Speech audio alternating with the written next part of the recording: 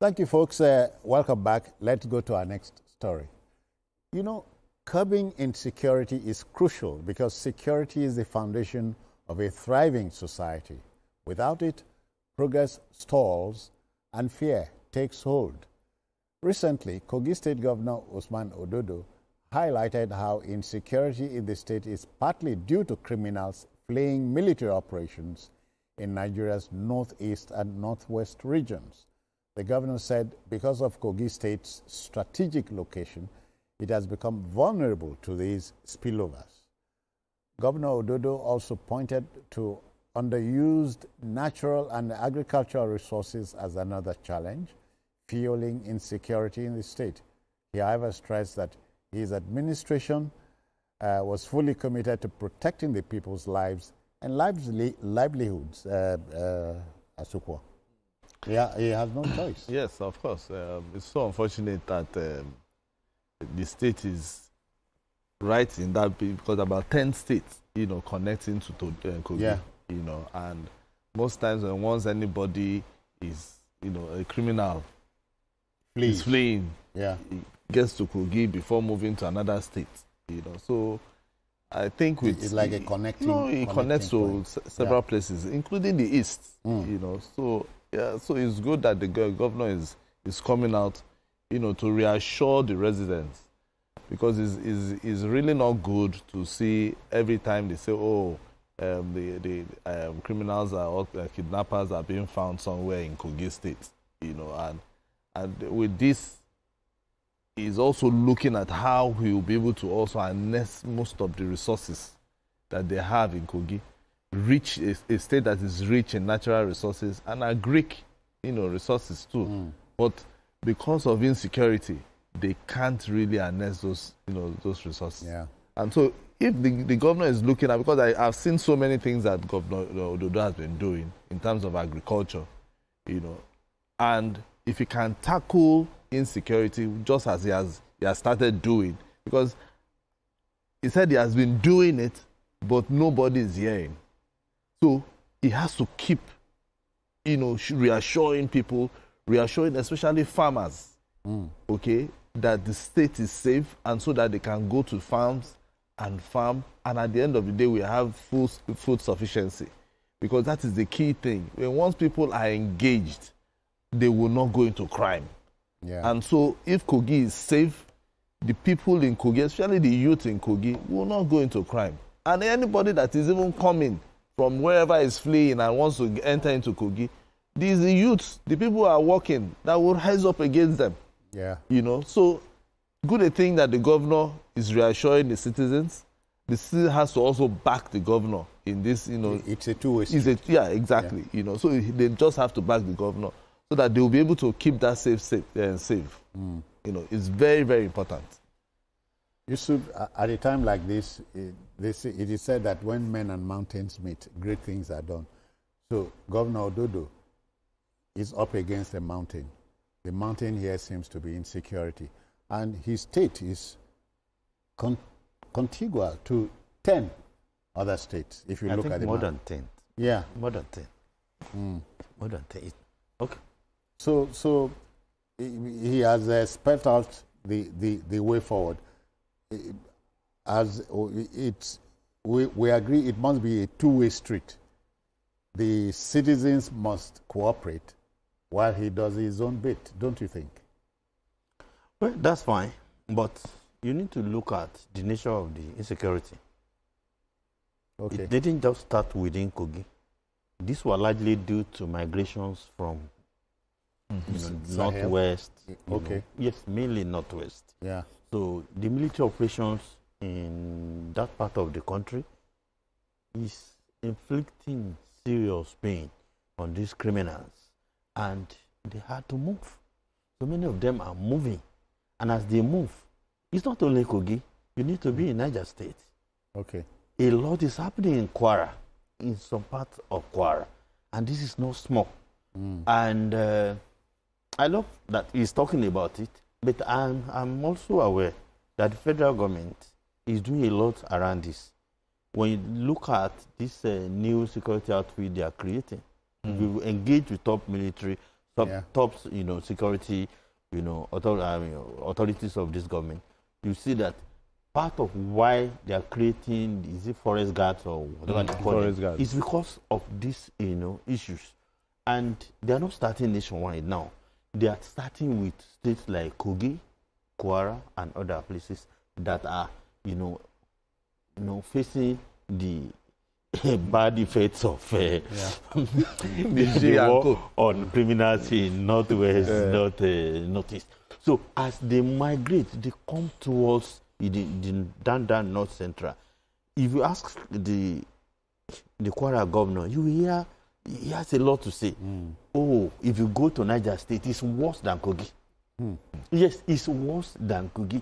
So the federal government is so sad that or you meet with top, security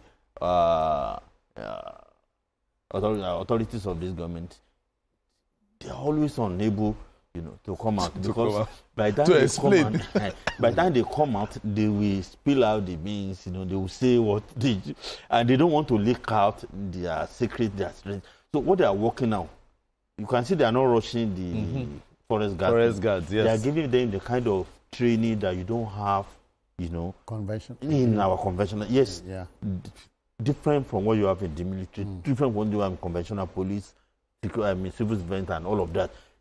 Specifically to police, the forest, the farms, the rural areas, so that by the time you take criminality out of those areas, Nigeria will have peace, because many of the problems we are facing are not in the cities. They are actually in the hinterland. And by the time we allow them to operate, they destroy agriculture, they destroy, they even sack communities, and then they form their own community. What is happening in Kogi, to me, it's not going to be a permanent problem. It's going to be just okay then. Let's turn things over now to BKO. BKO, you are there. We're talking about your good old Kogi State. How do you weigh in here? Yes, it's unfortunate that the last few months, Kogi has witnessed some kidnappings and attacks by criminal headsmen, especially in the Yoruba-speaking part of the state. This part of the state had been fairly stable security-wise for some time. The Akuta area, the roads leading to Kogi East had been very problematic with a lot of kidnappings, because Kogi actually shares border with the southeast through Kogi East, So Kogi will share boundaries with 10 states and the FCT.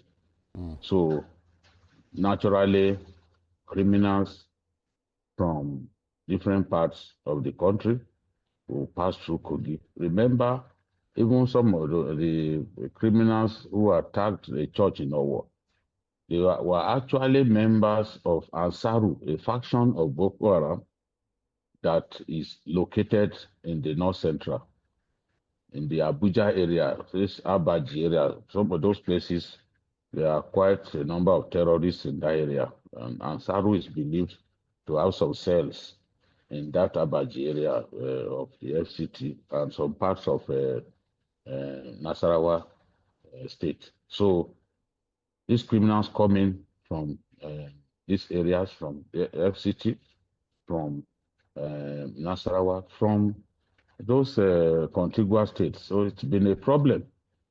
Now, what the governor is trying to do is to fortify those communities, especially areas like Odoape.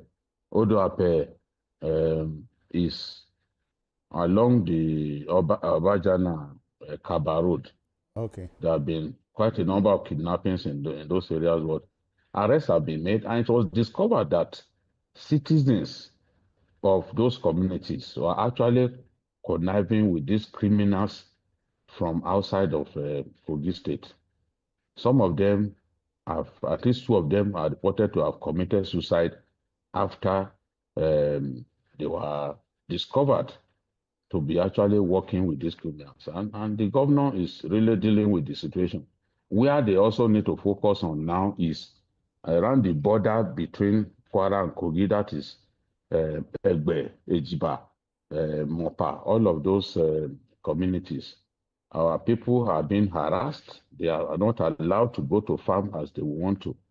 And this has to be addressed. What the governor is saying that a lot of the criminals dislodged from the northeast, northwest, they are now finding refuge in Kogi State. Well, it's actually the whole of the north central that these people can be found. Remember, even the train bomb, the train attack, the kidnapping of train passengers in the one that happened between Kaduna and Abuja. It was discovered that it was Boko Haram that carried it out. They actually even confessed. So these criminals have moved down from the northeast to the north central, and governors of those states need to work hard to deal decisively with the situation. I'm happy with what is being done in Ondo State. If not for Amotekun, these criminals would have come into the southwest and overrun the southwest. But Amotekun in Ondo State is very, very effective, and they are dealing with these guys decisively. That is the only reason that the southwest is the safest geopolitical zone in our country. Okay. So we wish Governor Ododo Godspeed in these trying times. Thank you very much. All right, then, let's go to our next story.